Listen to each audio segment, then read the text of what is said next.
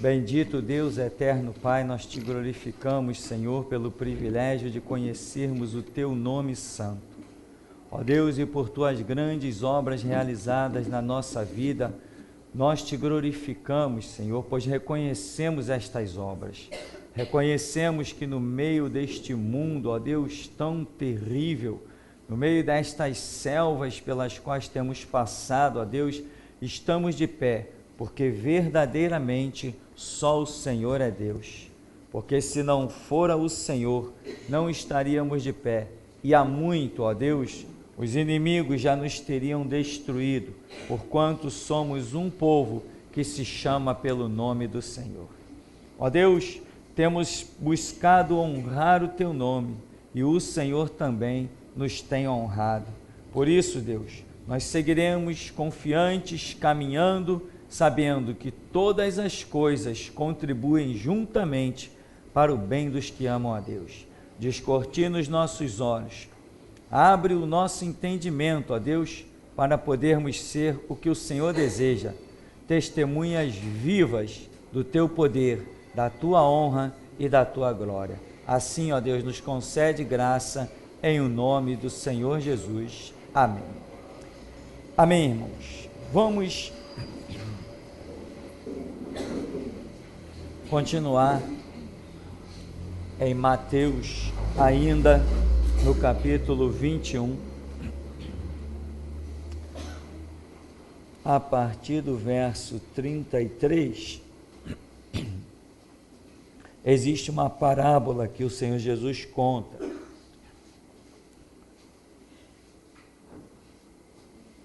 Vamos dar uma olhadinha nessa parábola rapidamente. Atentai noutra parábola. Havia um homem dono de casa que plantou uma vinha, cercou-a de uma sebe, construiu nela um lagar, edificou-lhe uma torre e arrendou a uns lavradores. Depois se ausentou do país, ao tempo da colheita enviou os seus servos aos lavradores para receber os frutos que lhe tocavam. E os lavradores, agarrando os servos, espancaram a um, mataram a outro e a outro apedrejaram. Enviou ainda outros servos em maior número e trataram-nos da mesma sorte. E por último enviou-lhes o seu próprio filho, dizendo: a meu filho respeitarão. Mas os lavradores, vendo o filho, disseram entre si: este é o herdeiro, ora vamos, matemo-lo e apoderemo-nos da sua herança. E agarrando-a, lançaram-na fora da vinha e o mataram.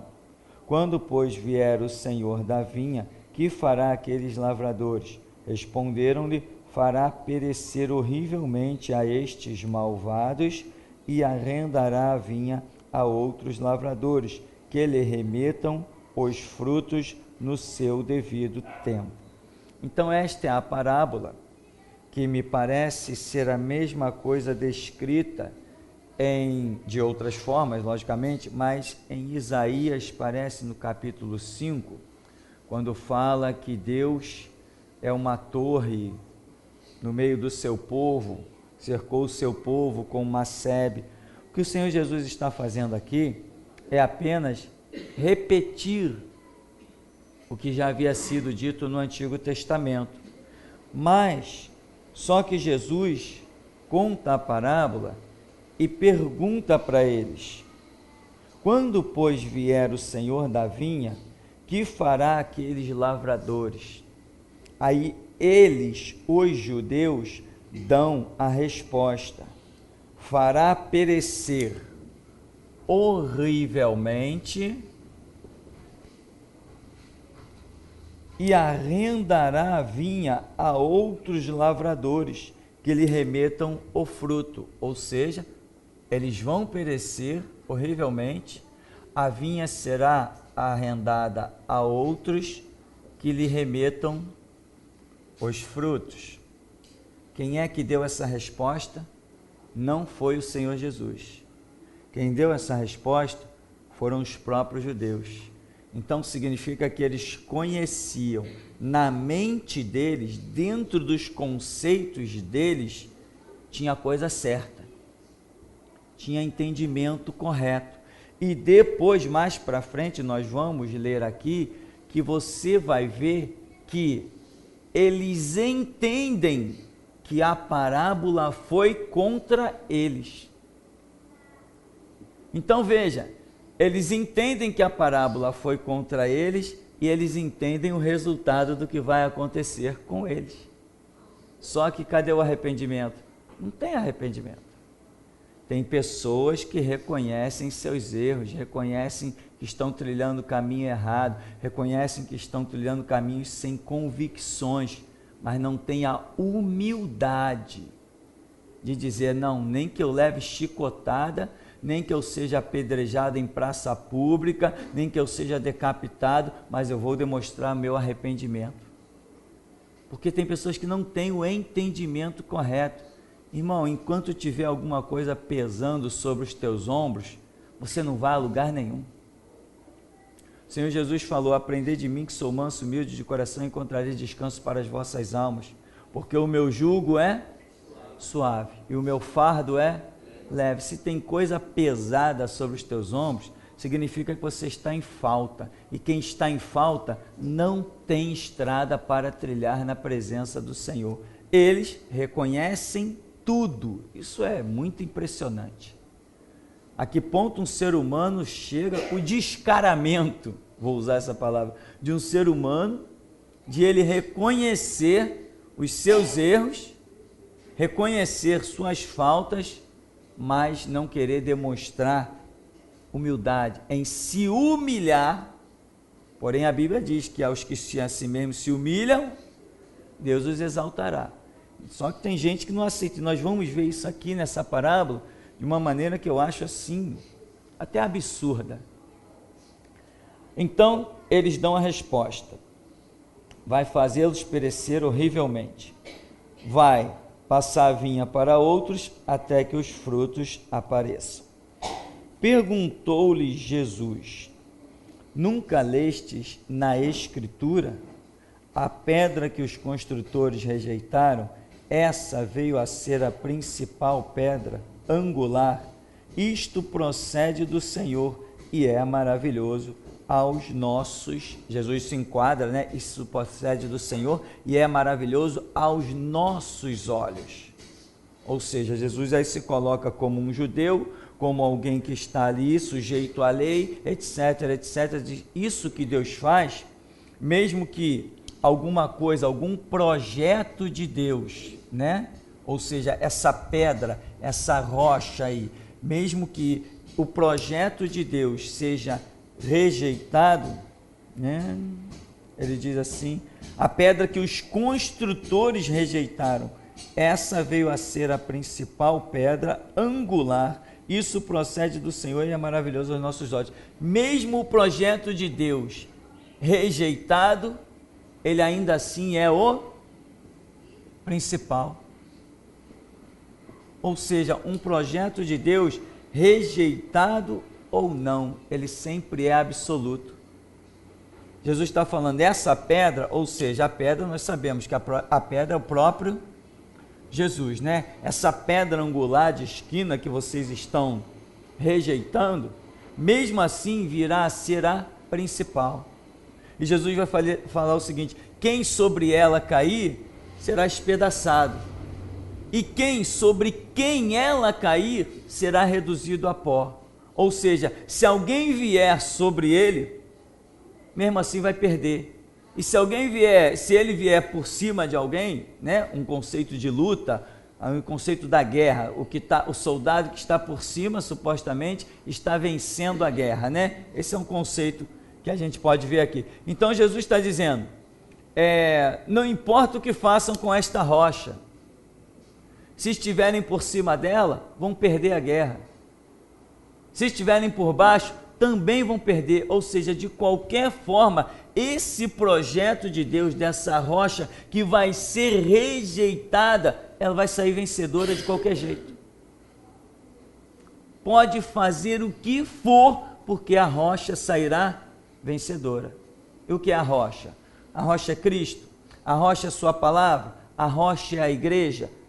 Tudo que é conceito na direção de Deus é uma rocha que nunca será derrotado. O que é a rocha? É as nossas vidas individualmente em Cristo Jesus. Nunca seremos rejeitados, nunca seremos derrotados. Não interessa a força do inimigo, se o inimigo parece que está por cima, se ele está por baixo, não interessa o que pareça, nós nunca seremos derrotados. Esse é um princípio contido na palavra de Deus, garantido pelo Todo-Poderoso. E é por isso que nós não estamos nem aí para aliança com ninguém, para apadrinhamento com ninguém, não fechamos com ninguém a não ser com Cristo Jesus. Por quê? O projeto dele nunca será frustrado. Ele é a rocha, como diz aqui, né? A rocha principal de esquina. Essa era uma rocha que os judeus consideravam muito importante na fundação de uma construção. Então, Jesus está dizendo que ele é esta rocha.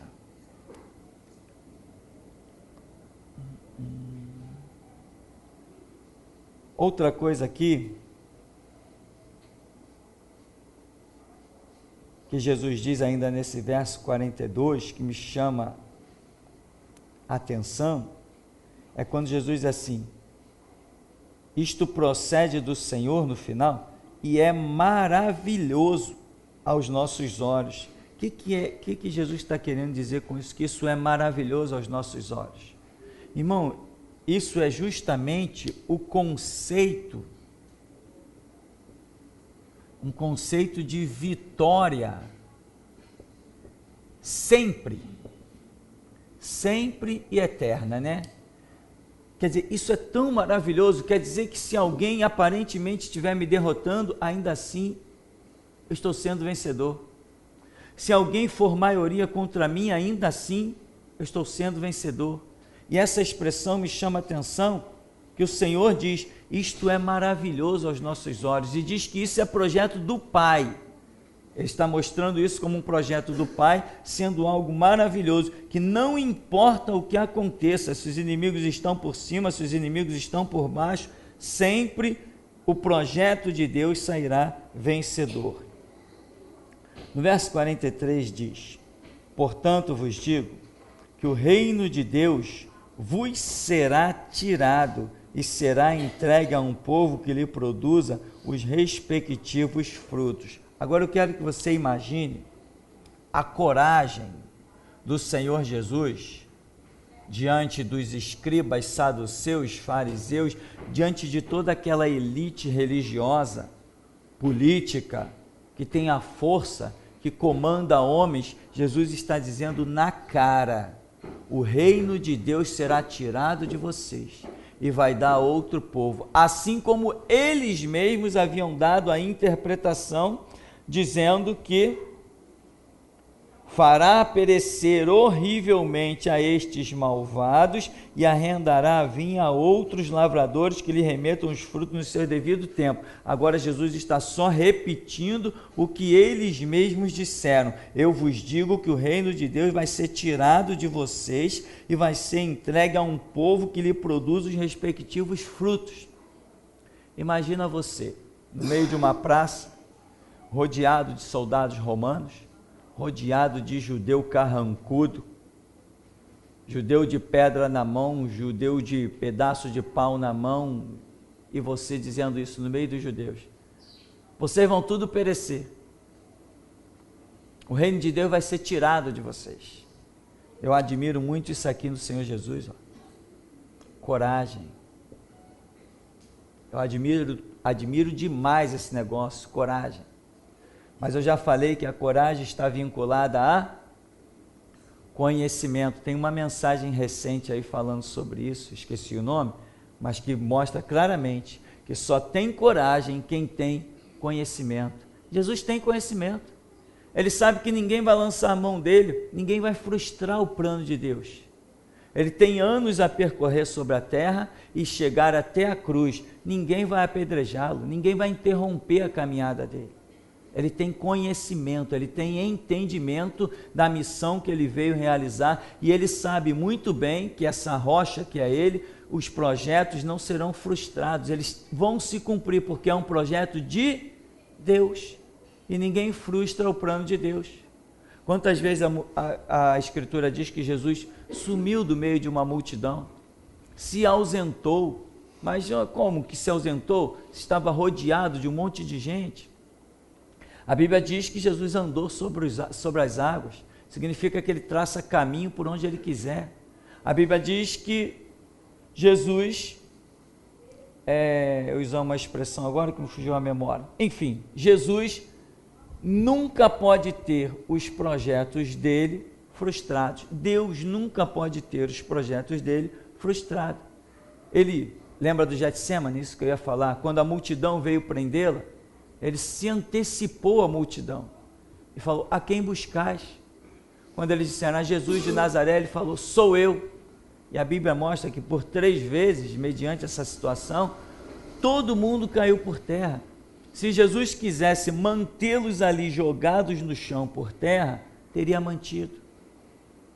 Então, a coragem de Jesus não é algo que nasceu nele, ou ele entrou para uma academia, ou ele entrou para um centro de treinamento e virou um homem corajoso. Não é nada disso. A coragem no reino espiritual, ela está fundamentada a conhecimento. Por isso Jesus chega diante de Pilatos, e Pilatos diz assim: tu não reconheces que eu tenho autoridade para te prender, crucificar ou soltar? Jesus usa o conhecimento dele e diz assim: não, você não tem essa autoridade sobre mim. Nenhuma autoridade tu terias se do alto não te fosse concedido. Pilatos não entendeu isso. Pilatos não entendeu isso. Por quê? Porque não tinha nenhum conhecimento suficiente para compreender isso. Então, Jesus tinha. Então, essa coragem de Jesus me admira. E eu entendo que a coragem de Jesus é por causa do conhecimento de causa da missão que ele está realizando, o conhecimento que ele tem de Deus. Então, o que eu faço? Eu procuro da mesma forma ser igual ao meu Senhor, ter entendimento, ter conhecimento das coisas espirituais.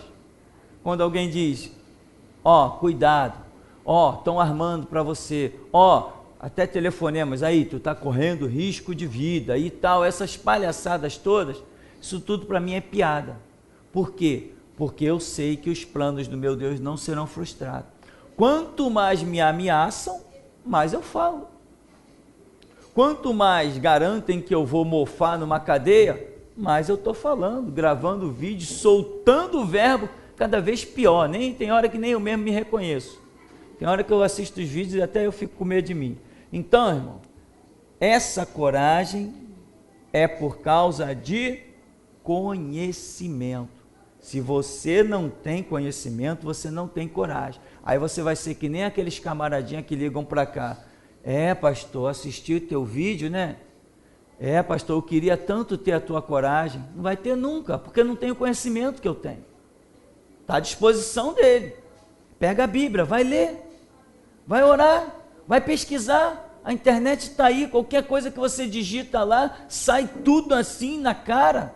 Uma coisa impressionante. Mas o camarada não quer ter trabalho. Ele não quer dedicar um tempo ao estudo. Eu não. Eu renunciei muito jogo de futebol, muito vôlei, muita ida na praia. Hoje, se tem um carioca que não conhece Rio de Janeiro, sou eu. Mas de Bíblia eu entendo. Se tem um cara que não conhece Rio de Janeiro, sou eu. Sou um carioca. Moro há 46 anos aqui. Mas os meus colegas da igreja, o pessoal da minha época, a juventude da minha época, eles conhecem tudo. Eles conhecem tudo que é a região dos lagos, eles conhecem tudo que é a Zona Sul. Irmão, eu não sei nem ir no Arpoador. Não ri não, é verdade. Eu não sei ir no Arpoador. Todo mundo fala em Arpoador, né? Qualquer hora eu ainda descubro, ainda chego lá. Mas eu nunca fui, eu não sei ir no Arpoador. Agora, querem saber de Bíblia? Pode subir o morro, porque aqui tem alguém para ensinar a Bíblia.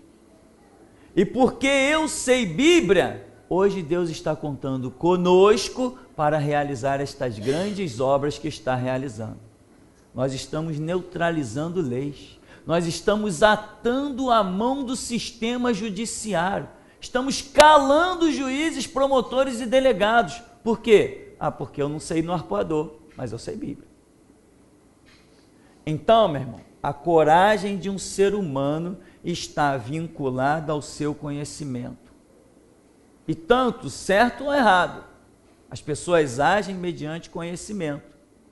Por exemplo, nós não temos aí essa raça do, como é que chama aqui? Jihad, né? Uma classe de muçulmanos que colocam carro-bomba, se explode junto com bomba. Por quê? Porque o conhecimento que o camarada tem é que quanto mais, como é que eles chamam? Infiéis, né? Gente que não pertence ao islamismo. Todo mundo que não pertence ao islamismo, eles chamam de infiéis. Então, quanto mais infiéis eles matarem, mais destaque eles terão no céu com, como é que é o profeta deles? Com Maomé.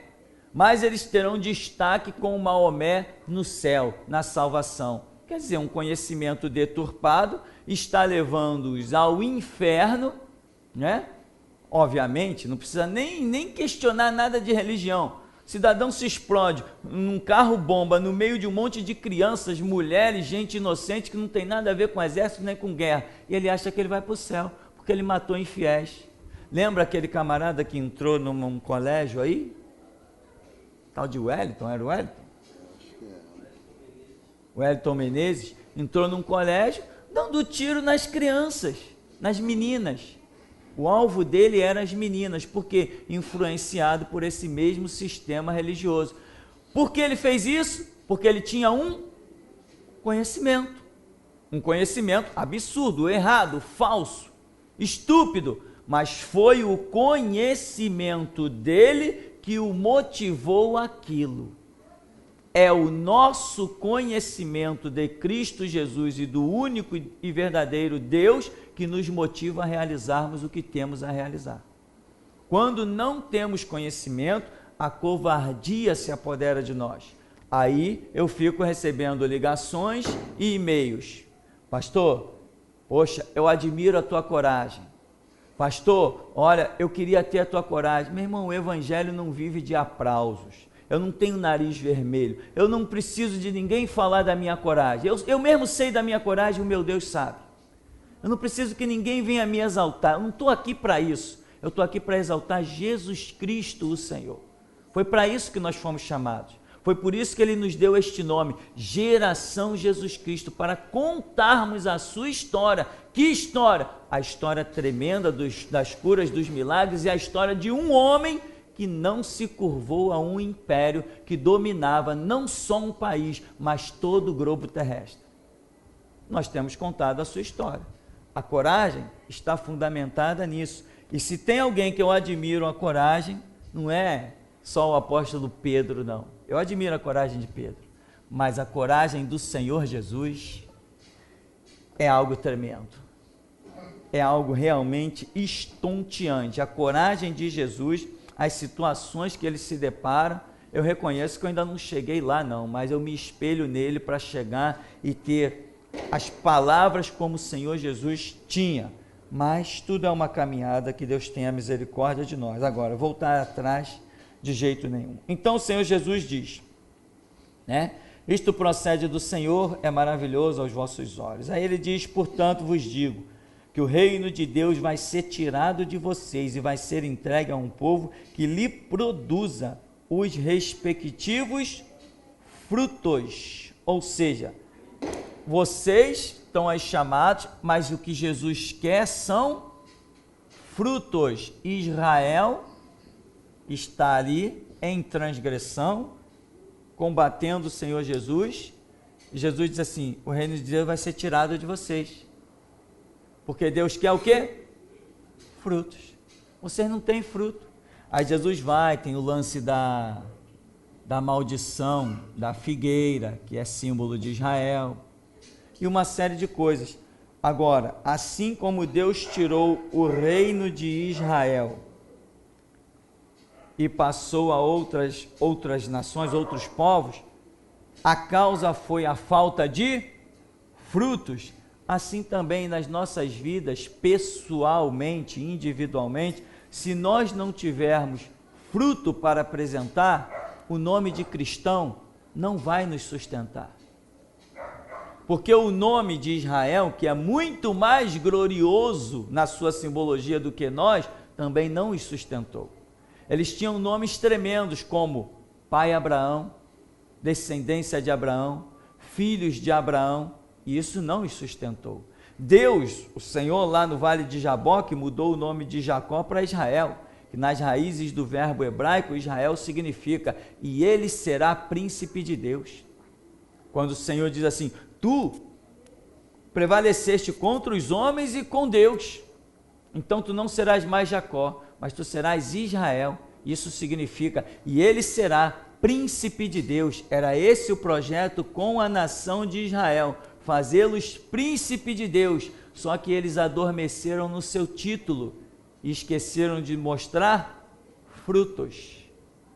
Deus não está nem aí para um povo que se chama igreja, Deus está aí para um povo que é igreja, e igreja é aquilo que mostra fruto, e fruto vem de árvore. Árvore dá o fruto segundo a sua espécie, e espécie de árvores só Deus cria. Portanto, você não tem como escolher o fruto que você vai dar. Lembra do Salmo 1, que nós, seres humanos, somos comparados à árvore? Tem muita gente por aí querendo escolher o fruto que vai dar. Ah, eu vou pregar o amor. Mas e se Deus determinou que você seja uma árvore de contenda, intriga, de acusação? Jesus, a gente vê em Jesus era todas as árvores. Jesus tinha todos os ministérios, Jesus tinha todas as árvores. Jesus era uma árvore que produzia cura, Jesus era uma árvore que produzia dissensão, Jesus produzia acusação. É Deus quem cria as árvores. Nenhum ser humano consegue criar um fruto novo. Por mais avançada que a ciência esteja hoje, se o homem cria uma uva diferente, ele criou uma uva. E originalmente esse projeto é de Deus. Então, meu irmão, é Deus quem determina o fruto que cada árvore vai produzir. E existem sim pessoas que não aceitam o fruto que Deus quer das suas vidas e se desviam pensando que estão produzindo um fruto contrário à vontade de Deus. Como um pastor que ligou para cá, né? Aquele que eu sempre falo. Não, eu conheço Bíblia de capa a capa. Eu sempre digo, acho que ele só conhecia a capa da Bíblia, ele não conhecia a Bíblia de capa a capa. Não, porque existem maneiras diferentes de se falar as coisas, eu reconheço, mas você não tem que se envolver com isso, você tem que deixar isso para lá, cada um segue seu caminho, cada um dará conta de si mesmo a Deus, e quando ele terminou de falar, aí eu entrei. Falei, vem cá pastor, e quando Israel caía, o que Deus fazia? Não, eu sei, Deus levantava profetas para falar. Eu falei, ué, e eu tenho que ficar calado? Não, mas você toca o teu ministério, tem gente aí, tua igreja vai crescendo e tal. Em outras palavras, né? Você vai arrecadando dinheiro. Ele não chegou a falar isso, mas eu entendi isso. Vai vivendo a tua vida com o salário da igreja. Foi isso que ele quis me dizer e faltou um pouquinho mais de coragem e profundidade nas palavras dele. Aí depois ele falou assim, pastor, eu falei para ele, pastor, agradeço muito o seu conselho, mas eu não sou um homem sujeito a conselhos. Depois que a gente aprende a ouvir Deus, nós não queremos saber de mais vozes humanas. Aí lá, então você não aceita conselho? Não, eu falei, de jeito nenhum, não aceito mesmo. Eu não aceito conselho, porque eu já tenho a minha direção a seguir, e eu não vou usar palavras brandas, eu vou usar mesmo, pilantra, sem vergonha, cafajeste, engravatada atrás do púlpito, disfarçado de pastor. São essas as palavras que o Senhor Jesus me deu, é esse o fruto que eu produzo, e eu não vou mudar. Então tá bom, então passe bem, fique com Deus, tchau, tchau. Por quê? Porque ele queria que eu produzisse um fruto diferente do que Deus me mandou produzir. Não vê que o próprio promotor, até diria o ilustre promotor, sem ironia, o promotor ele falou o seguinte, o camarada é uma metralhadora giratória. Ele atinge para tudo que é canto. Ele fala de tudo. Não passa nada. É uma metralhadora giratória, acerta todo mundo. Aí ele falou assim, embora muitas vezes com palavras deselegantes. Eu sei que são deselegantes mesmo. Depois que vocês assistirem o vídeo das juízas, vocês vão dizer assim, esse cara não é pastor não. Vão até dizer isso. Porque eu peguei toda a minha educação e botei de lado para poder fazer o vídeo.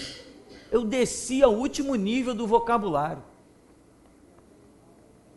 De propósito, eu poderia ter feito diferente, mas eu segui a direção, e a direção é essa, porque agora que a poeira está baixando e a fogueira está apagando, é hora de acendermos novamente. Então, meu irmão,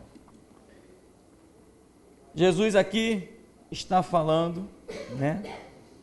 O reino vai ser tirado de vocês e vai ser entregue a outro. Por quê? Porque vocês não estão produzindo fruto. E isso é para mim, para você, para todo mundo que queira fazer a vontade de Deus. Tem que produzir fruto. E o fruto que o Senhor deseja, não é o fruto que nós pensamos. Muita gente lê na palavra, Deus é amor. Ah, eu vou pregar o amor. Porque Deus é amor. Aí depois, como uma irmã uma vez encontrou comigo, mas pastor, não está escrito que Deus é amor? Então nós temos que pregar o amor. Eu falei, não, mas não está escrito só que Deus é amor. Não está escrito também que Deus é juízo, é fogo consumidor, que é justiça? Não está escrito que Deus mata e dá a vida? Se eu vou pregar o evangelho, eu tenho que pregar tudo aquilo que Deus me mandar. E não me definir como um pregador do amor, exceto se Deus me chamar para isso. Se Deus me disser, pregue só o amor, aí Ele vai me dar as mensagens só de amor. Agora, se Ele tem um outro projeto, nós vamos pregar aquilo que vier ao nosso espírito. Por que que os pastores estão por aí secos? Eu fiz parte de uma igreja onde um pastor chegou e disse para o pastor da onde eu era membro. Ele foi lá no gabinete e falou, pastor, eu estou desesperado. Eu já preguei a Bíblia de capa a capa. Eu já preguei tudo que é história na Bíblia. Eu já preguei tudo que é assunto da Bíblia. Já preguei tudo pela exegese, pela hermenêutica. Eu já preguei a Bíblia todinha. E agora eu não consigo mais pregar, eu não tenho mais mensagem para pregar. Isso é possível? Não, quando se está andando com Deus, isso não é possível. Você pode pegar João 3,16 e pregar ele a vida toda. Se Deus estiver na tua vida, todo dia aquilo ali vai ser uma fonte de edificação. Só que as pessoas querem escolher o que pregar. Então, quando ela vê um texto lá, um determinado texto, um texto X, em que ela não acha ali o que ela quer pregar, o texto fica neutro para ela. Ela enxerga ali o apontar o dedo na cara de alguém, naquele texto, mas ela diz, não, isso não, eu não vou pregar um negócio desse. Se ela enxergar ali naquele texto o amor, aí ela, essa é a mensagem de Deus. Mas se ela não enxergar naquele texto o amor, enxergar só a acusação, ela sai fora, ela não quer pregar esse negócio. Então, quando nós escolhemos que fruto nós vamos produzir, nós acabamos neutralizando a originalidade da árvore. Deus tem um plano em cada criatura, como ele disse para Jeremias, antes que tu te formasses no ventre, eu te conheci, te consagrei e às nações eu te dei por profeta. Ah, Senhor, que bom, vou falar para Israel que o Senhor os ama. Não é esse tipo de profeta que eu te constituí. O fruto que eu quero de você é outro. Tu vais ser para eles como muros de bronze. Eles vão pelejar contra você, mas não vão prevalecer. Tu serás contra todo o povo da terra, tu serás contra os sacerdotes, tu serás contra os líderes religiosos, tu serás contra todos. Todos vão te odiar. Esse é o fruto que eu quero que você produza. E Jeremias conheceu muito bem esse fruto quando ele disse: ai de mim, minha mãe, por que me deste a luz? Eu sou um homem de rixas e de contenda para todo o povo da terra. Jeremias estava angustiado já de tanta intriga que ele sozinho provocou. Mas era o fruto que Deus queria? Quem tem dúvidas de que era o fruto que Deus queria? Agora, muita gente não quer isso, porque nós já falamos aqui, antes da restauração chegar até nós, ela passou por Billy Graham, ela passou por Benny Hinn, ela passou por Silas Malafaia, ela passou por Caio Fábio, qualquer grande nome que você imaginar aí, meu irmão, a restauração passou por eles. Mas sabe o que eles disseram? Não, eu não vou pregar esse negócio não. Diante de uma multidão, em que eles estão vendo lá todo mundo, né, feliz, com aqueles cultos alegres, aqueles cultos teatrais, peças encenadas, etc, etc. Eles estão vendo uma multidão e uma arrecadação fora do comum. Eles falam, não, se eu pregar isso aqui, metade da igreja vai embora. E eles podiam ter certeza que ia mesmo. Mas a outra metade ia ficar. Só que eles não têm a visão de que Deus não precisa de multidão para cumprir os seus projetos. E como o negócio deles não é cumprir projetos de Deus, é ter multidão, eles rejeitaram a voz da restauração, que nós, pelas grandes e infinitas misericórdias do nosso Deus, não rejeitamos. Eu ficava assim, tonto dentro de casa. Ia para o banheiro, ia para o quarto, ia para a cozinha, ia para a sala, ia para o meio da rua, rodava, respirava, eu ficava sem saber com aquele negócio fervendo dentro do meu espírito. Mas Deus, tu quer que pregue isso? Mas eu dizia, se for para pregar isso, eu vou pregar. Deus me confirma, me mostra. E Deus confirmava que era aquilo. E eu chegava no púlpito em pedaços, mas nunca engoli a palavra do Senhor. Então, meu irmão, outros, ao invés de fazer isso, não, tinham medo. Irmão, quando eu comecei a pregar a restauração, a igreja tinha pouca gente, mas ficou bem menos.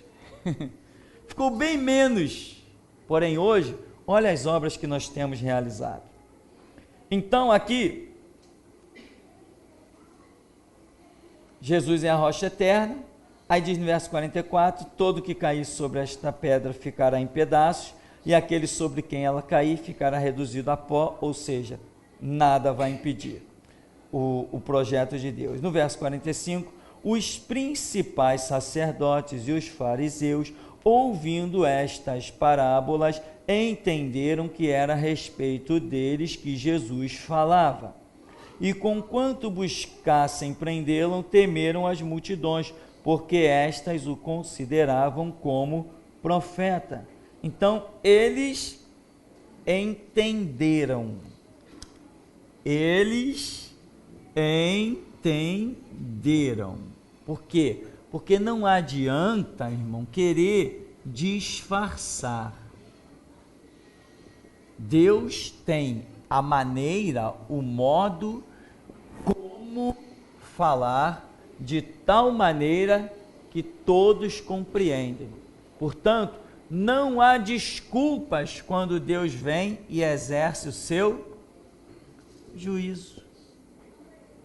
Não há desculpas. Essa desculpa, não entendi, não estou compreendendo, isso aí não adianta. Eu já falei que existem duas pessoas para quem nós jamais podemos mentir. Uma é Deus e outra, nós mesmos. Então, eles entenderam pela parábola. Então, Jesus disse que tinha enviado as ovelhas perdidas da casa de Israel. Então, Jesus está ali mostrando essa realidade e o Espírito Santo está agindo. O objetivo é condená-los? Não, se ele foi enviado às ovelhas perdidas da casa de Israel, o objetivo não era resgatá-los? Jesus está ali cara a cara com eles para resgatá-los, mostrando, eles estão entendendo e mesmo assim pereceram. Eles estão compreendendo a parábola. Diz a Bíblia que eles aqui, né, entenderam a respeito dele. Jesus falava no 46 e diz: e conquanto buscassem prendê-lo, temeram as multidões, porque estes o consideravam profeta. Quer dizer, eles entenderam a tal ponto de se sentirem ofendidos e queriam prender Jesus. O ser humano é muito absurdo. O ser humano não tem humildade, tem muita aparência de humildade. O ser humano é uma coisa horripilante, só Deus para ter misericórdia, e nós estamos chegando aí a 6.000 anos de homens sobre a terra, só para provar mesmo quanto Deus é misericordioso, meu irmão. Eu já falei que eu não serviria para Deus, não. Eu acho que pelo menos 2/3 da humanidade eu já teria consumido. Não tem condição. Jesus conta, o Espírito Santo age, eles entendem, ao invés de se converter, se render, eles dizem o quê? Vamos prender esse cara. Mas diz aqui, não prenderam por quê? Porque tiveram medo da multidão. Amém, irmãos? Vamos dar uma paradinha? Daqui a pouco a gente volta.